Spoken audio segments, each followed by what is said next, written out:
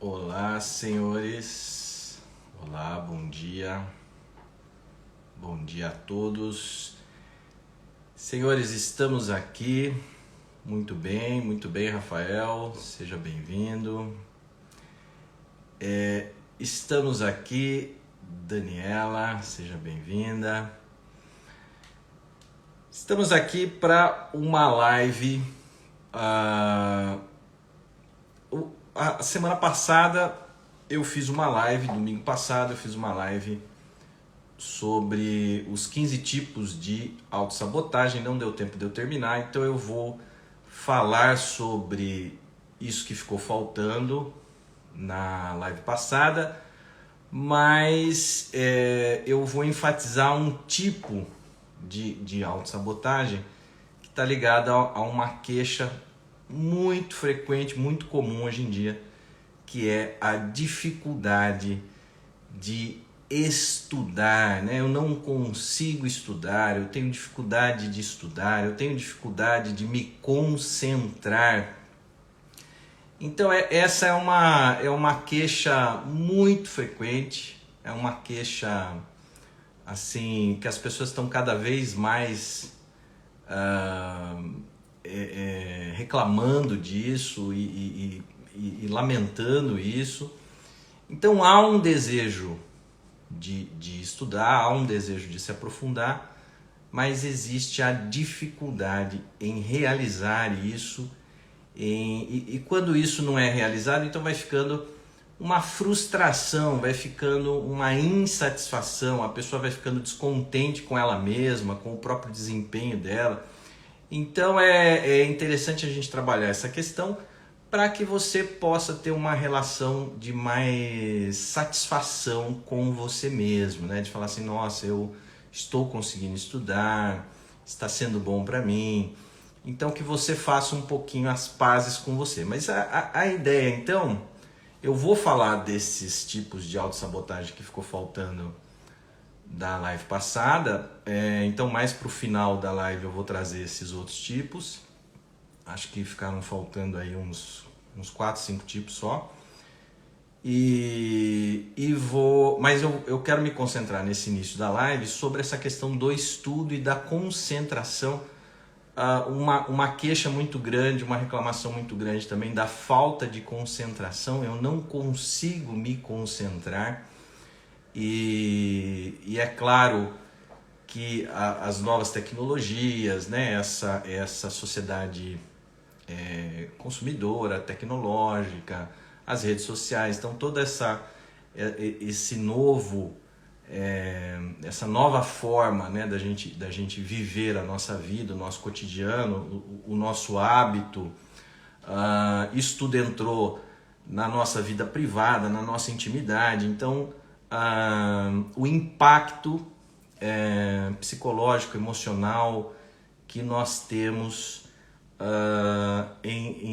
nesse novo modelo social que nós estamos inseridos. Então, senhores, é isso. Autossabotagem é sempre um assunto assim muito difícil de falar. Por quê? Porque nós temos uma visão ingênua sobre nós mesmos, né? Nós temos uma visão que autossabotagem, o que seria? Seria você dar um tiro no próprio pé, seria você passar uma rasteira em você mesmo. Então como é que eu vou alcançar uma consciência dessa, né? Como é que eu vou aceitar uma consciência dessa de que eu nado contra a corrente, de que eu trabalho contra a minha própria pessoa? Então esse tipo de consciência é uma consciência que a gente não consegue tomar assim rapidamente, né? Então a pessoa passa por esse assunto existem as autossabotagens, mas até você chegar realmente a enxergar as autossabotagens que você pratica em você, isso é um processo que não é muito fácil, não é muito tranquilo, por uma dificuldade de aceitação, pelo fato da gente ter uma visão ingênua em relação a nós mesmos, né? A gente se vê muito bonzinho com nós mesmos. Eu sou bonzinho comigo, eu sou legal comigo, então eu não vou aprontar comigo, né? Eu não vou passar uma rasteira, né, em mim mesmo. Então existe uma visão assim, nós temos uma visão mais superficial de nós mesmos, né? Então essa consciência de que nós somos sabotadores, né? De que nós aprontamos com nós mesmos, de que nós atuamos uma ação que nos prejudica, isso é algo que é mais difícil, é uma consciência mais, ela é um pouco mais demorada, então é um processo, você não vai conseguir ver, né, bater o olho no espelho e falar assim, então tá, eu pratico uma autossabotagem comigo aqui, ali, é um processo mais lento, você não vai conseguir fazer isso de uma vez só, de bate-pronto. Então é um processo de você começar a desconfiar um pouco de você e de você começar a ter um pouco mais de dúvida em relação a você. Essa pessoa muito cheia de certezas, eu sou o dono da verdade, o que eu penso é a verdade, o que eu penso é o que está certo mesmo. Então essa pessoa que é mais a dona da verdade, ela vai ter dificuldade de entrar em contato com as autossabotagens. Então você só vai entrar em contato com as autossabotagens que você pratica a partir do momento que você começar a desconfiar um pouquinho de você, né? A quebrar um pouco essa visão ingênua que você tem sobre você mesmo. Eu sou bonzinho comigo, eu sou legal comigo, eu me favoreço, né? Eu me apoio. E você não tem consciência do quanto você atua, né? Há uma atuação que você não percebe, que você não se dá conta. Como que nós chamamos isso? Nós chamamos de um comportamento inconsciente. Então é algo inconsciente que você faz com você mesmo, mas que você não tem a percepção, você não percebe isso. Mas André, por que é importante que a gente enxergue e perceba isso? Porque as autossabotagens nos prejudicam muito. Elas trazem danos, elas trazem prejuízos, elas trazem perdas à nossa vida. Então, se eu percebo, né, pelo menos uma autossabotagem que eu pratico, olha que consciência importante, porque uma vez que eu tenho consciência disso, eu começo a atuar de uma forma diferente, eu começo a atuar transformando aquilo, né? Então sempre nesse sentido de sentir, conhecer para transformar. Sem a consciência, sem esse primeiro conhecimento de nossa, olha, eu estou praticando uma ação que me danifica, eu estou praticando uma ação que me atrapalha. Então se você não parar para se deter nessa percepção, aquela autossabotagem vai continuar, você vai continuar praticando aquilo e aquilo vai trazer um sofrimento, e aquilo vai trazer perdas, e aquilo vai trazer prejuízos à sua vida. Então eu quero me concentrar nesse início da live, mais nessa questão da dificuldade então é um tipo de autossabotagem isso que nós fazemos, e eu vou explicar para vocês por que é difícil da gente se colocar no estudo. Por que é difícil da gente se colocar nos nossos projetos, que é justamente aquilo que vai nos levar a um resultado, né? Então nós temos dificuldade de nos colocar, né, exatamente naquela ação que vai nos levar a um resultado. Aquelas ações que não vão me levar a um resultado, nós vamos mais facilmente para elas e nós sustentamos essas ações com mais facilidade.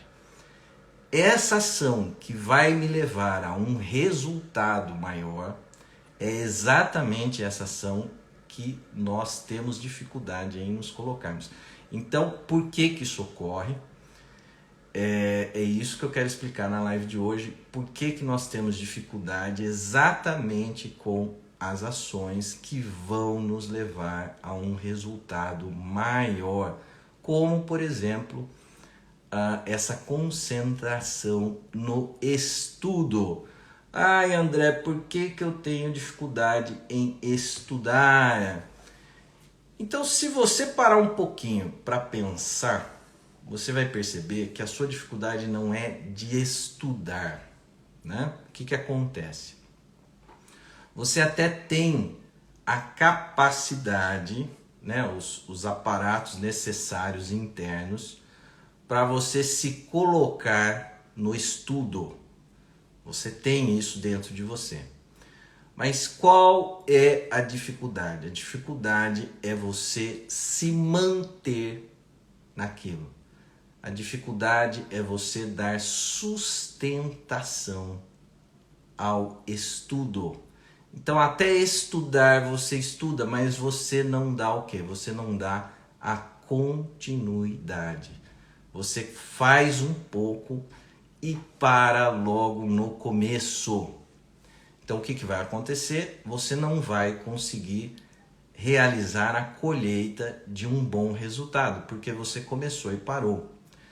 Nós só colhemos no final do processo. Né? Se você, por exemplo, se você começa uma faculdade e você para no meio, você não colhe. Se você começa um curso e você para no meio, você não colhe. Se você começa uma academia e para logo no início, você não colhe.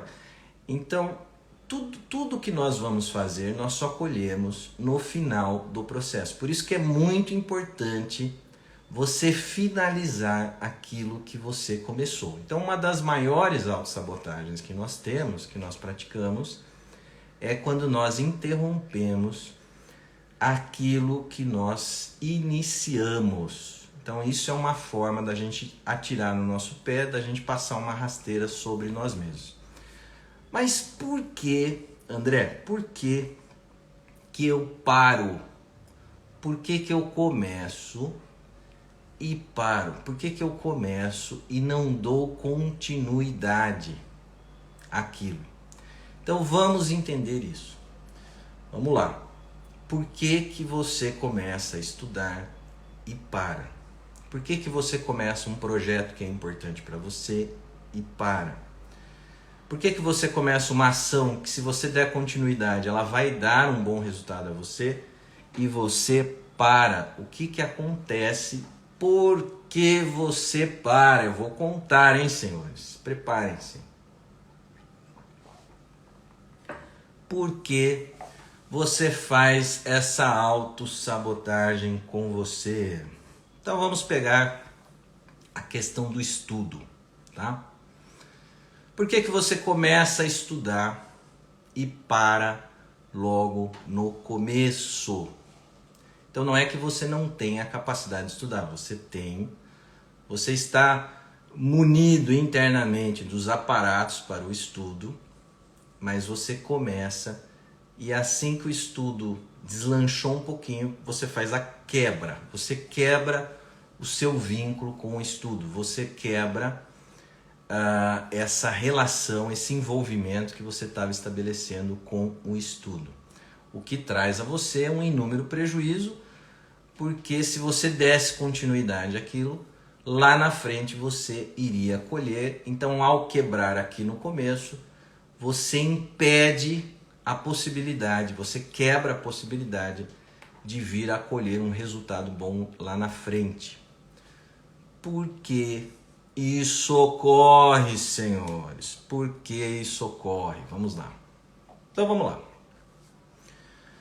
Quando você começa uma ação, quando você começa um projeto, quando você começa uma atividade, e aqui nós estamos analisando especificamente a questão do estudo, você começa a se deparar com as suas dificuldades. Você começa a perceber o quanto aquela porta que você abriu de estudo, o quanto ela é profunda.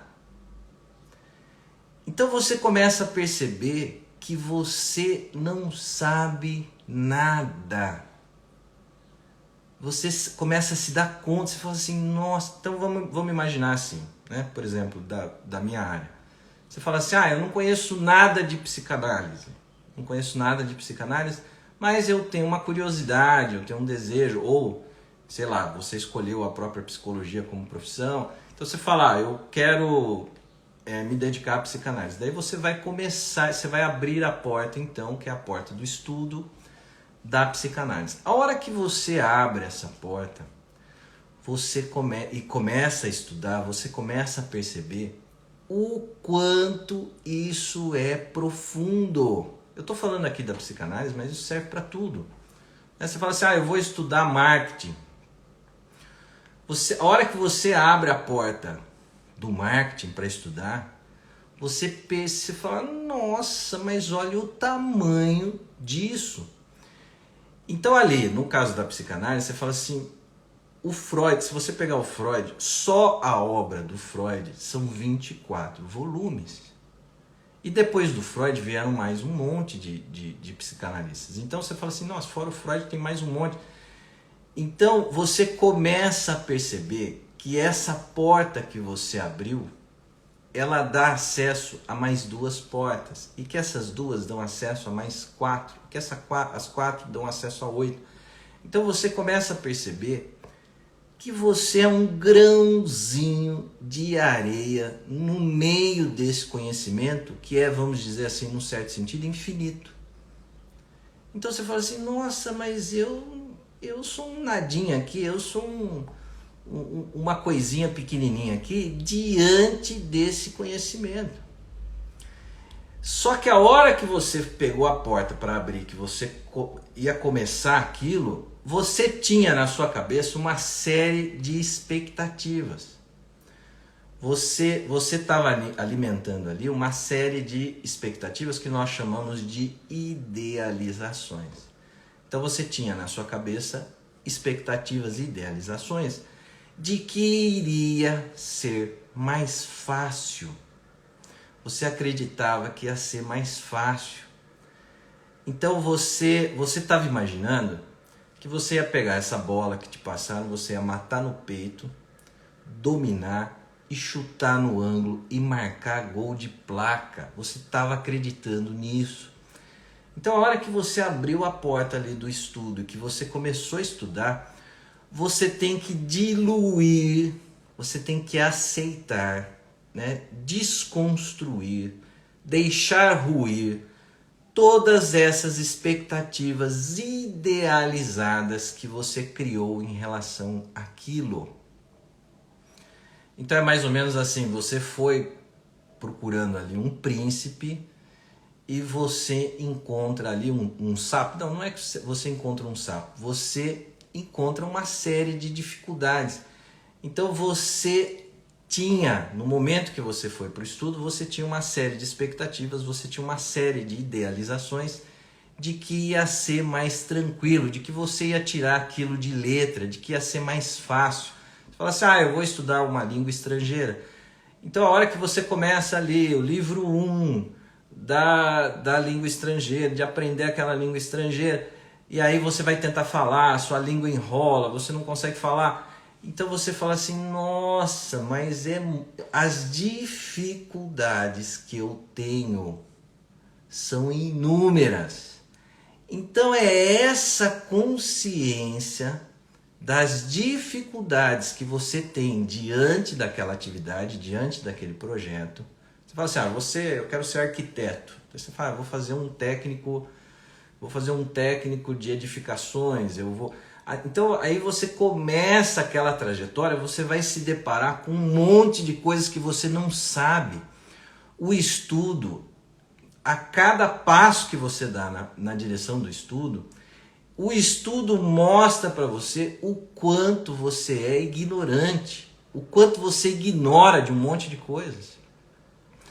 Então quanto mais você estuda, mais você sabe que você não sabe nada. Então o estudo é mais ou menos assim, é uma coisa meio socrática, né? A frase do Sócrates, eu só sei que nada sei. Então é um exercício de humildade. Nossa, é um campo imenso. Eu abri aqui uma porta, que é um campo imenso, e eu sou esse grãozinho diante desse campo imenso. Então nós temos que aceitar a nossa pequenez, né? Eu sou pequenininho mesmo, eu tenho esse desconhecimento mesmo, eu sou ignorante mesmo. E se você tiver tolerância a essa frustração, se você fizer esse exercício de humildade, eu tinha uma professora na filosofia lá da USP, que é a professora Ogara Matos, que ela dizia o grande terror ali da filosofia é um filósofo chamado Kant, que é muito difícil. Os livros do Kant são difíceis de ler, difíceis de entender a proposta da filosofia kantiana.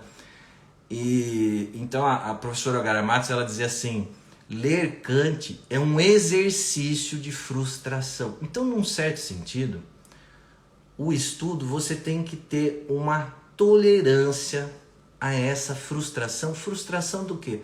Frustração de todas essas expectativas que nós alimentamos na nossa cabeça. Nós fazemos isso com tudo, né? Por exemplo, se a gente entra num restaurante e o restaurante tem um bom funcionamento, tem um bom movimento, e a gente percebe que o dono do restaurante está ganhando dinheiro, a gente começa a pensar assim: eu conseguiria fazer isso que ele está fazendo, né? Eu sou capaz de ter um restaurante desse e gerenciar tudo isso. Nós acreditamos que as coisas são mais fáceis do que elas realmente são. Nós subestimamos esse contato com a realidade, né? Então, a hora que você vai realmente ver... Quando nós olhamos uma pessoa andando de bicicleta, você fala assim: nossa, que cena bonita, né? A pessoa está ali andando de bicicleta, que coisa... né? O contato com o ar, o sol, o dia, a saúde. Você fala: que coisa bonita. Vai pegar a bicicleta e vai andar, né? Então aí você fala assim: opa, parece que... né? Você está ali na beira de um lago e você vê a pessoa com um barquinho lá no meio do lago, você fala: nossa, que cena bonita, né?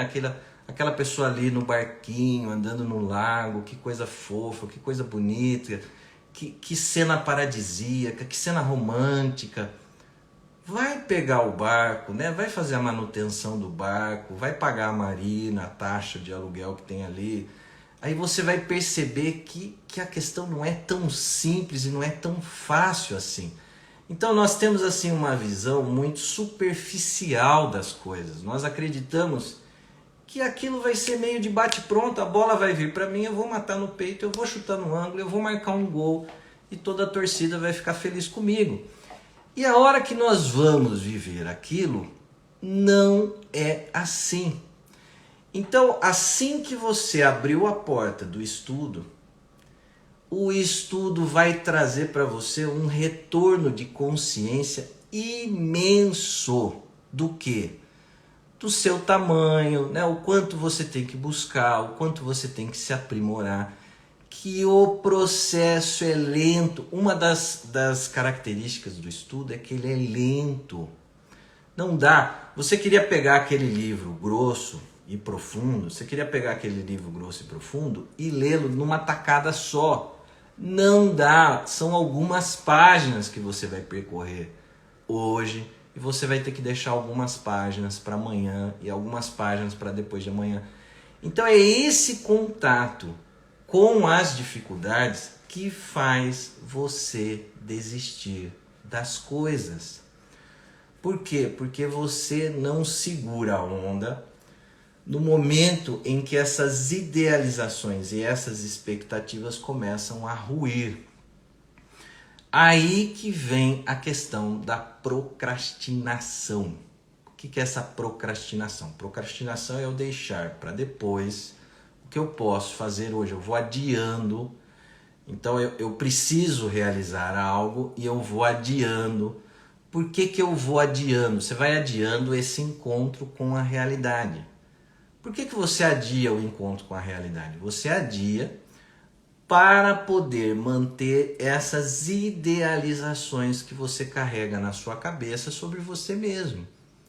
Isso eu vivia muito quando eu era professor, que os alunos viviam pedindo um prazo a mais. Professor, dá para você dar um prazo a mais, um pouco mais longo, o seminário está ficando muito bonito, o seminário está ficando legal, a gente está preparando o seminário com muito carinho, mas essa semana ainda não dá, pode ser a próxima semana. Então, qual que é a ideia de você jogar para a próxima semana? Hoje eu não sou perfeito, mas na próxima semana eu vou tentar ser. Então você vai adiando para tentar manter essas idealizações que você sabe que a hora que você for apresentar um seminário, você vai ter que desconstruir essas idealizações, que você vai apresentar um seminário razoável, ele não né, essa bola toda, você não está com essa bola toda que você imaginou que você estivesse. Então a hora que você começa a fazer o seminário, você vai perceber que, né, que você vai gaguejar, aquele assunto que você achava que estava na sua cabeça você não vai recordar. Então tem uma série de dificuldades que você vai entrar em contato, que essa era a intenção do adiamento. Por que você queria adiar ad infinitum, né? Adiar infinitamente. Por quê? Para você nunca entrar em contato com a realidade e para você nunca entrar em contato com as suas dificuldades. Mas André, é legal eu entrar em contato com as minhas dificuldades? Super legal. Difícil, não é fácil, mas é super legal. Por quê? Porque uma vez que você começou a entrar em contato com as suas dificuldades, o que vai acontecer com você? Você disparou o gatilho da sua evolução. Então você começa a crescer e a evoluir. Então esse é o ganho. Esse é o ganho.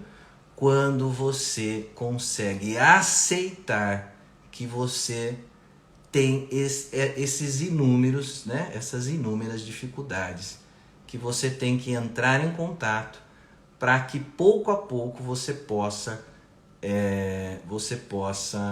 ir aprimorando esses pontos fracos que você tem. Temos uma pergunta aqui. Escrever também é muito difícil, porque sempre podemos melhorar o texto. O que é essa sensação de frustração na escrita? Então, até os escritores eles dizem assim, né? Eu já escrevi um livro, 2 livros, eu já escrevi alguns textos, alguns até já foram publicados, mas eu ainda não escrevi o livro, eu ainda não escrevi o texto, porque o livro, o texto não existe. Seria o livro perfeito, seria o texto perfeito, com a escrita perfeita.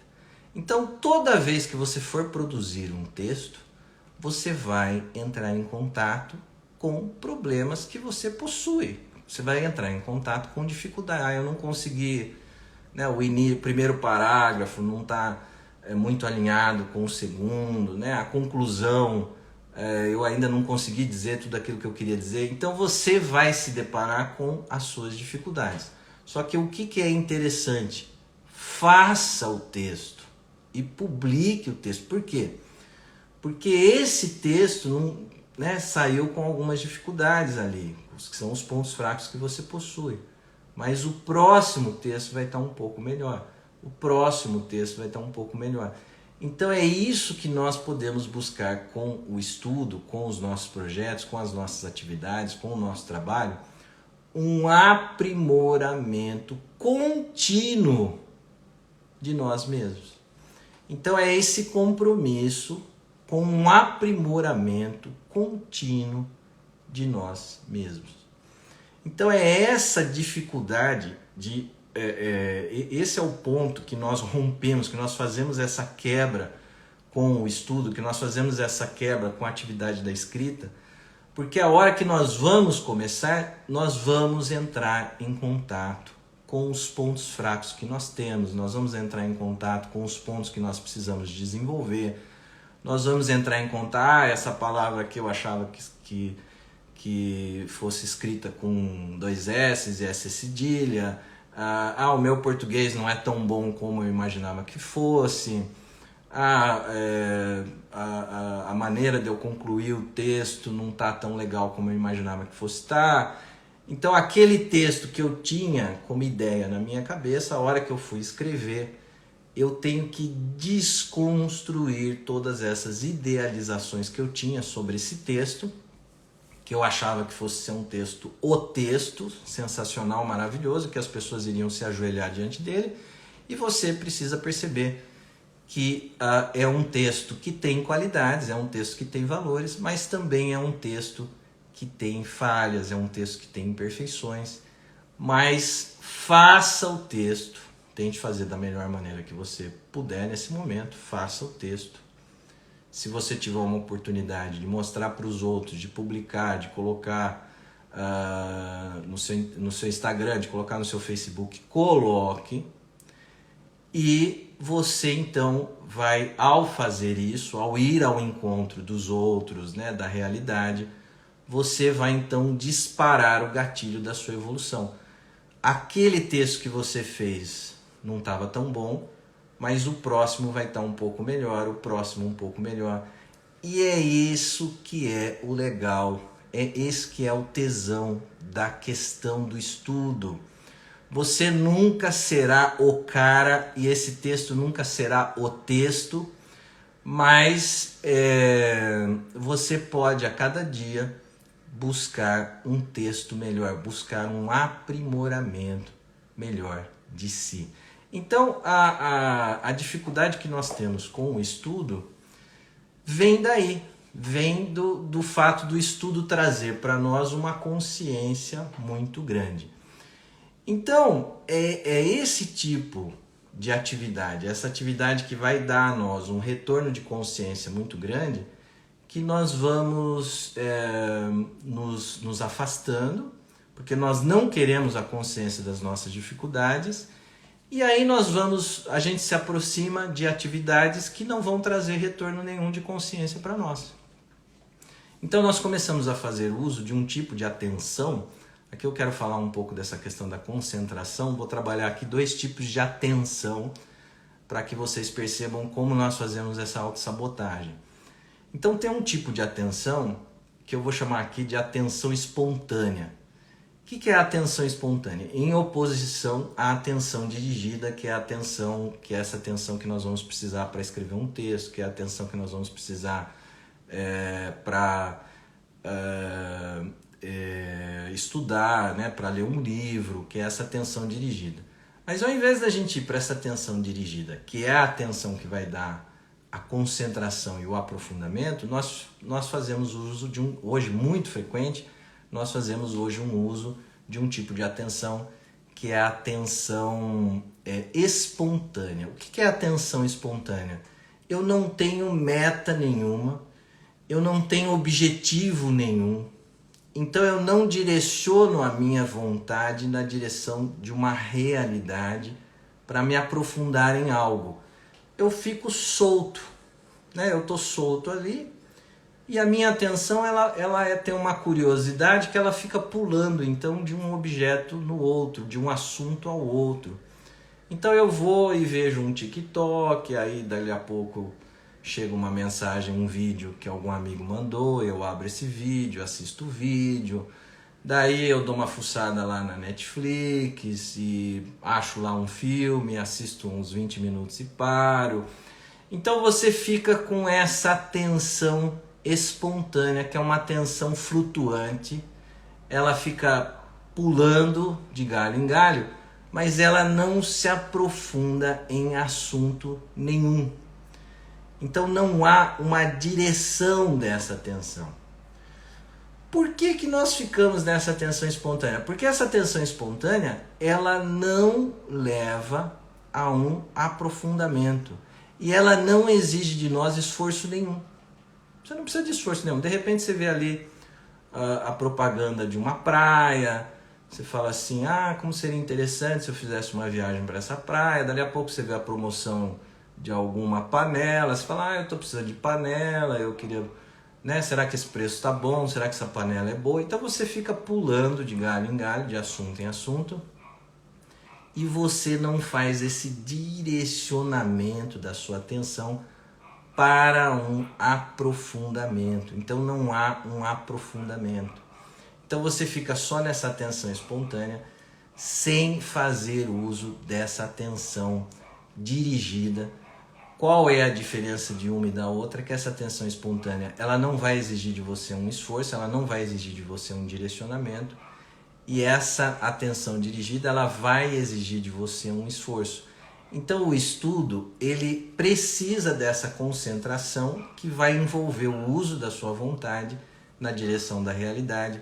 Então é aquela coisa mesmo de você pegar nos seus cabelos e se colocar no estudo para que você não desvie daquilo. Nós somos tão sabotadores dessa questão de uma atividade que nos aprofunde em algo, que quando você começa a estudar, então no início do estudo, a sua atenção ela vai ser de dispersão, né? Toda vez que você começar a estudar, você vai estar ali numa intencionalidade dispersa, né? Então você vai prestar atenção em tudo, menos no livro que você tem que ler, menos no estudo que você tem que fazer, menos no projeto que você tem ali diante de si. Então você vai apontar o seu lápis, você vai falar, eu vou ali no banheiro, eu vou, nossa, não sei, a minha mesa aqui está meio suja, você vai limpar a mesa. Você vai, então, num primeiro momento que você for se colocar num estudo, a sua mente vai estar dispersa, vai estar girando de uma forma aleatória, esses pensamentos vão invadir a sua cabeça, que são pensamentos que não estão ligados ali ao que você tem que fazer. Aí, a partir do momento que você conseguiu entrar ali, depois de alguns minutos, talvez 5 minutos, 10 minutos, 15 minutos, que você conseguiu engatar naquele estudo, naquela leitura, e que você entrou naquilo e que aquilo começou a fazer sentido para você, você fala assim, acho que eu vou na cozinha comer um docinho, acho que eu vou na cozinha tomar uma água. Então já imediatamente, a hora que você começou a sentir aquilo, você faz esse movimento de quebra, você faz esse movimento de rompimento. E isso é uma autossabotagem, né? Mas André, eu não posso então ir na cozinha comer um docinho, tomar uma água? Claro que sim.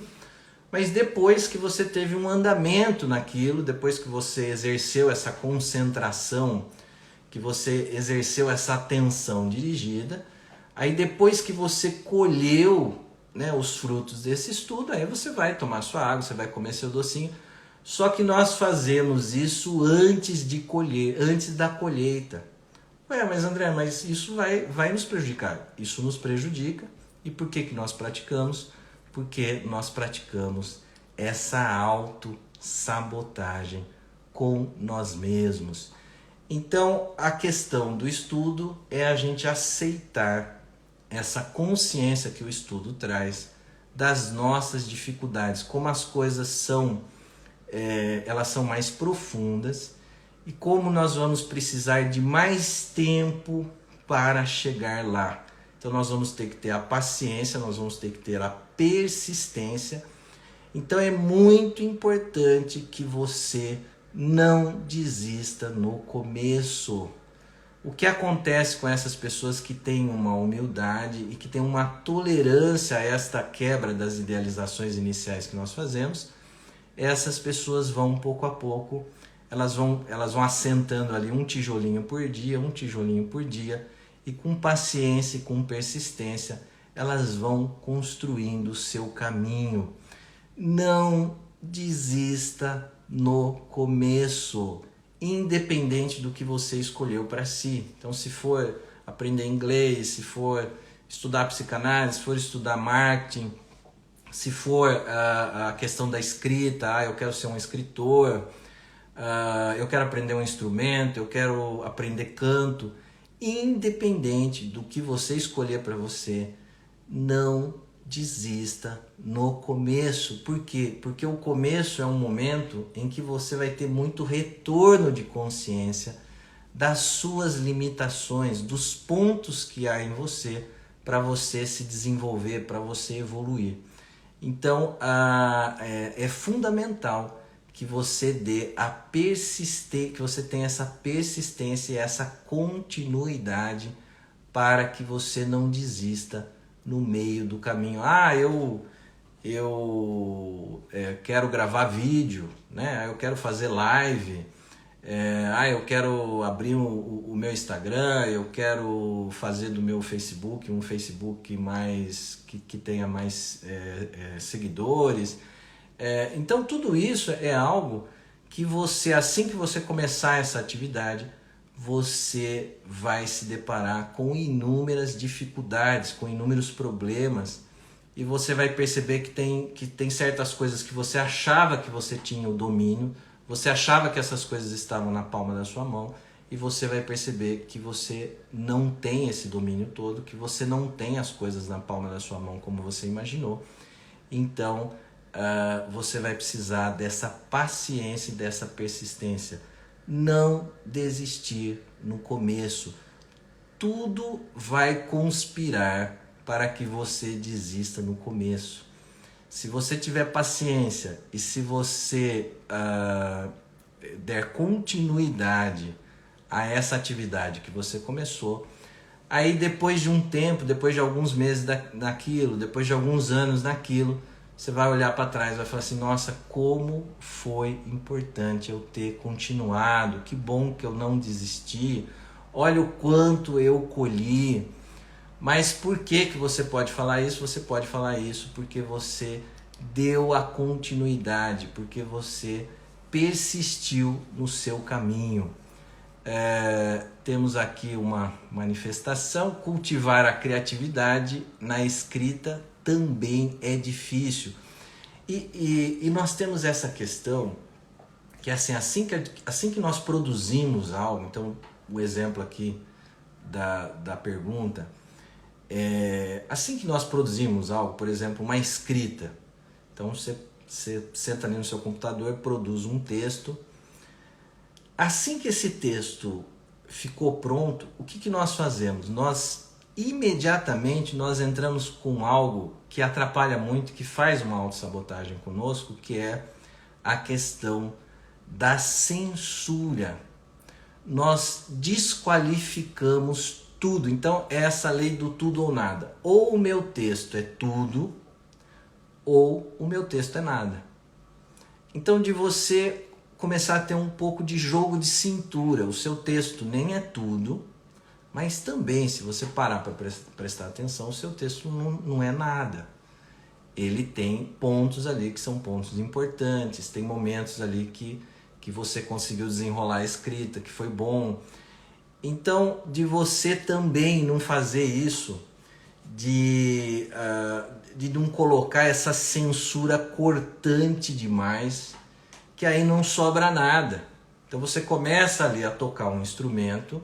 Óbvio, aprender um instrumento é um projeto para muitos anos, mas aí você começou no primeiro mês de aula, você está entrando em contato com o quê? Com inúmeras dificuldades, e aí então você desce essa faca cortante da censura e você fala, bom, eu sou um nada mesmo e eu não sirvo para nada, eu nunca vou conseguir, é impossível para mim, e aí você se tira de cena. Então isso é muito importante, que a gente tenha, não lance mão dessa censura exagerada. É como se a censura fosse um filtro. Então toda a experiência que nós vamos viver passa por esse filtro.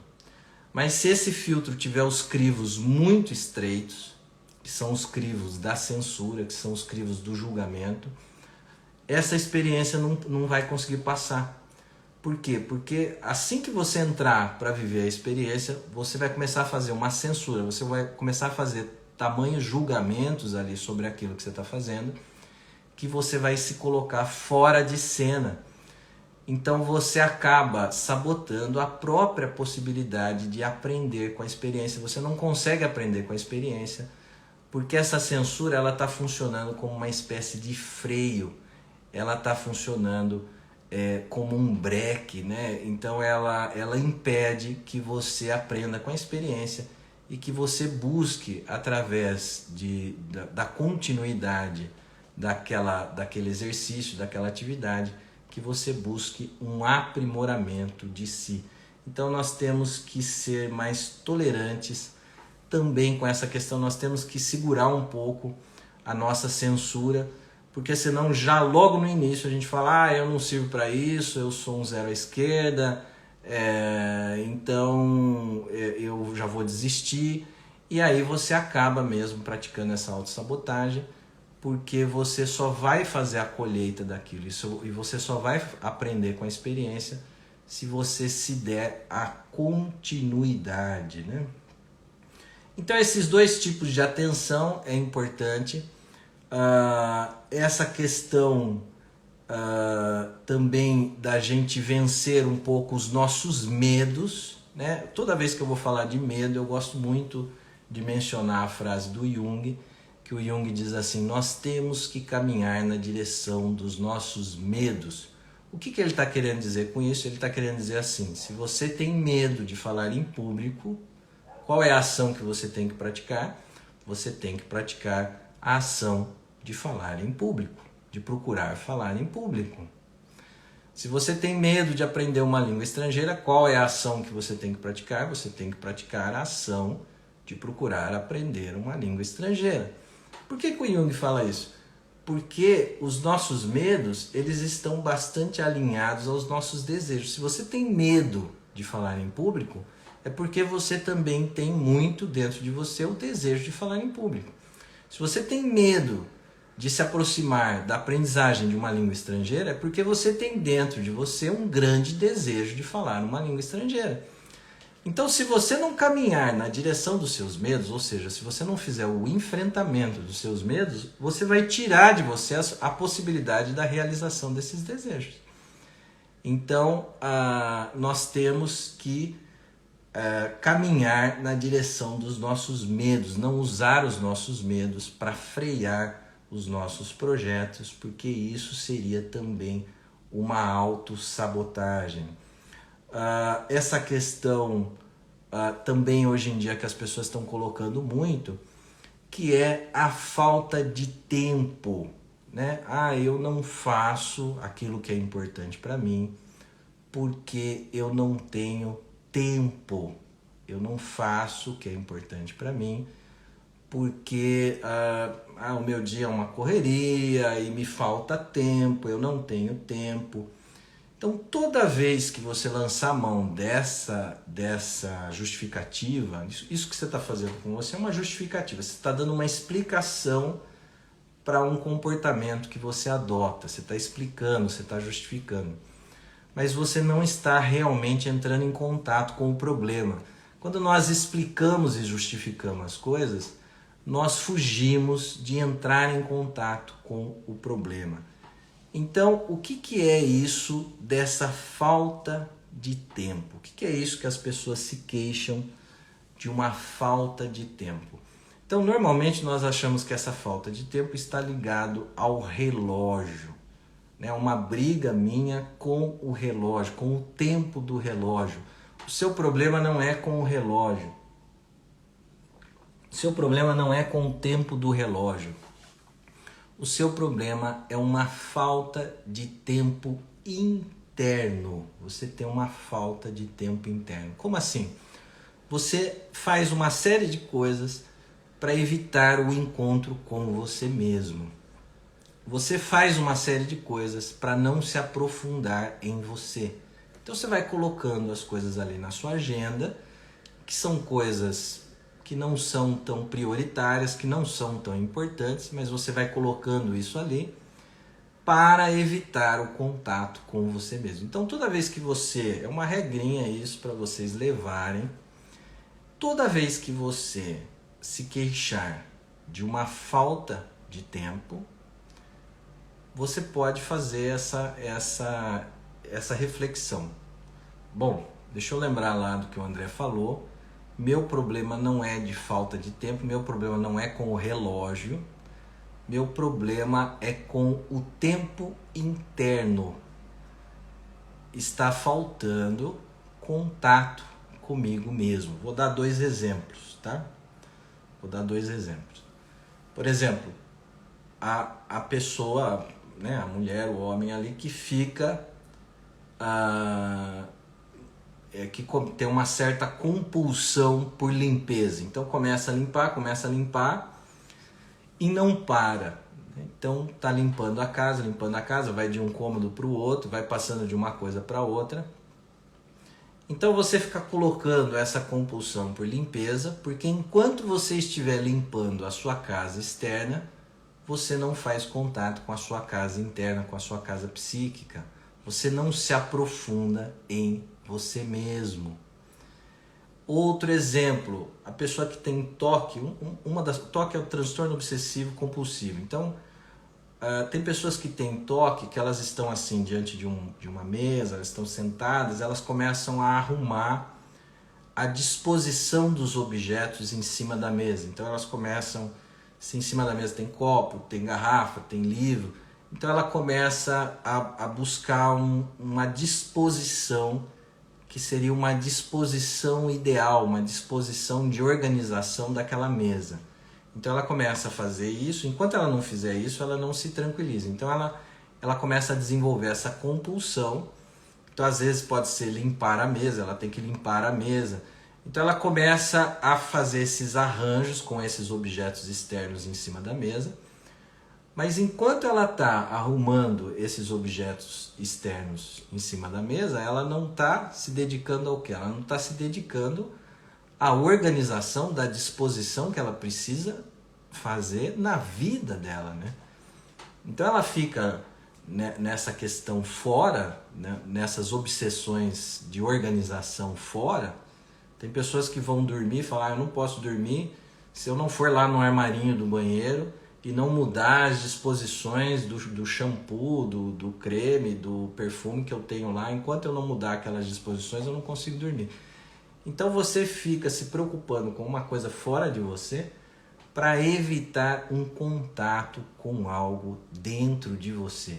Então nós temos essa tendência à exteriorização e isso vai tomando, vai roubando o nosso tempo interno. Então não é uma falta de tempo, é uma falta de tempo de você se encontrar com você mesmo. Você está com um excesso de ir para fora, né?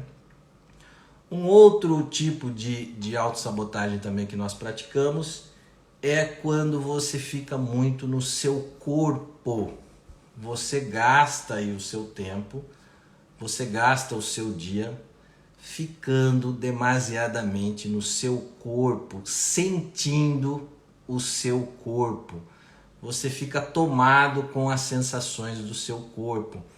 Tem pessoas, por exemplo, que elas acham que elas estão doentes o tempo inteiro, né? Eu estou doente, a qualquer momento eu vou perder a integridade física e psíquica da minha saúde, a qualquer momento eu vou ter algo. Então, quando você ficar muito na doença, que você perceber que você está muito na doença, tem pessoas que ficam, se você olhar a agenda da pessoa na semana, é uma agenda de exames. Então, na segunda-feira eu vou no médico tal, na quarta eu vou fazer tal exame, na sexta eu vou fazer outro exame. Então, ela está o tempo, claro que nós temos que fazer exame, de tempos em tempos a gente fazer um check-up, mas tem pessoas que ficam só nisso, né? Só no corpo, só nessas sensações de doença. E você então fica usando isso para não se aprofundar naquilo que é importante para você, naquela atividade que vai levá-lo a um resultado. Então, se você está com essas sensações de doença dentro de você aí, no seu corpo, você está achando que você vai ficar doente, ou você está achando que você já está doente, a melhor coisa que você tem a fazer é ir para a ação, é assumir os seus projetos, é se envolver com os seus projetos, que você vai perceber que dali a algumas semanas você vai se sentir muito melhor. A sabotagem, senhores, dos desejos. O quanto nós sabotamos os nossos desejos. Por exemplo, André, assim, você fala assim, faz tempo que eu não saio de férias e agora eu consegui uma semaninha, eu vou sair de férias. Mas nessas férias, então já está lá o hotel reservado, já reservei lá uma casa no Airbnb, tá tudo certo, o lugar é legal, a praia é legal, mas eu vou levar o meu cunhado, eu vou levar o cachorro, eu vou levar a avó, eu vou levar o vizinho, eu vou levar a tia. E aí você vai organizando a sua viagem de tal forma que você vai espremido no carro, que você chega lá na casa, não tem uma cama para você, você tem que dormir no chão. Então você organizou a sua viagem de uma tal maneira que você arrebentou com a sua viagem, que você tirou com a possibilidade de prazer da sua viagem. Então você começou a trabalhar contra os seus próprios desejos, né? Você está lá num restaurante, que é um restaurante que você queria muito, e você guardou um dinheiro para ir para aquele restaurante, e você entrou no restaurante, você vai pedir aquele prato que você gosta, e você começa a brigar com o garçom, você arruma um conflito com o garçom e desanda tudo. Então esse movimento que nós fazemos contra os nossos próprios desejos. Então, senhores, a gente pode pensar, vou dar uma aceleradinha aqui para terminar, a gente pode pensar a autossabotagem como uma inveja que nós temos em relação a nós mesmos. É uma inveja que nós temos em relação a nós mesmos, em relação aos aspectos mais sofisticados, em relação aos aspectos mais requintados da nossa personalidade. Então a inveja ela sempre vem em cima de uma coisa que é valorosa, de uma coisa que é digna de admiração. Então nós pensamos muito a inveja em relação ao outro, mas nós podemos também invejar a nós mesmos. E aí é interessante que a gente acredita muito na inveja do outro por nós, que a gente chama do olho gordo, né? O olho gordo do outro por mim tá me prejudicando. Não, isso aí não te prejudica em nada. Então isso é uma projeção que nós fazemos dessa própria autossabotagem que nós praticamos com nós mesmos. Não é o outro que está fazendo ali um arranjo para a sua vida não dar certo. É você que faz isso, só que você não se dá conta, você não percebe, não é o olho gordo. É você que pratica essas ações contra você mesmo. Então, senhores, é importante essa consciência da gente perceber o quanto nós nos afastamos do bom, né? Do quanto nós praticamos essas ações que vão contra nós mesmos. E é só através da consciência dessas autossabotagens que nós podemos então corrigir a nossa ação e tomar o caminho correto. O ser humano ele é tão problemático, ele é tão louquinho, que ele chega, na verdade, percebendo o quanto ele fica na mentira, que ele chega no acerto, percebendo o quanto ele erra, que ele chega na sanidade, percebendo o quanto ele é louco, né? Ele chega no bom, percebendo o quanto ele nega e se afasta do bom. Então é sempre por essas características negativas em nós, tomando consciência disso, que nós corrigimos o nosso caminho e acatamos o bom, acatamos a verdade, acatamos o acerto. Senhores, era isso que eu tinha na live de hoje para vocês. Muito obrigado pelas perguntas. Como é que é aqui? A Fabiana está perguntando, André, e as compras, roupas? Acho que ela tá dizendo assim acho que a compulsão por compras, né? Compulsão por compras, que é algo, quando a pessoa tem essa compulsão por compras, é muito difícil isso de ser tratado, da pessoa sair disso. Quando ela entra nisso, que ela desenvolve essa compulsão, é muito difícil, né, sair disso. Claro que é possível, eu já acompanhei casos que a pessoa consegue sair disso, mas é um esforço imenso, é um trabalho imenso, porque a pessoa coloca nessa compulsão por compras, há ali uma certa busca de prazer naquilo, a pessoa busca um prazer naquilo, mas já logo depois que a pessoa fez a compra, ela já começa a entrar em sentimentos de culpa, eu não deveria ter feito aquilo. E é interessante que muito das coisas que são compradas nunca são usadas, né? É interessante que a gente pensa assim, a pessoa está comprando bastante, mas ela usufrui daquilo, ela não consegue usufruir. Então é um funcionamento patológico mesmo. Então a compulsão ela sempre nos lança para alguma coisa fora de nós, para esses objetos externos, no caso aí são as compras, que nós temos que perceber o que são esses sintomas dentro de nós. E aí é importante a gente perceber algum elemento da nossa história, né? Qual elemento da nossa história está fazendo com que então a gente se deixe, se coloque nessas compulsões, né? Se você tá buscando esses objetos fora, que tipo de faltas, que tipo de falhas na sua própria história existiram que você está buscando ali uma certa compensação. Gente, foi um prazer, obrigado pela atenção de vocês, um bom domingo a todos, até o próximo domingo, até a próxima live às 10 horas. Tchau, tchau, até mais.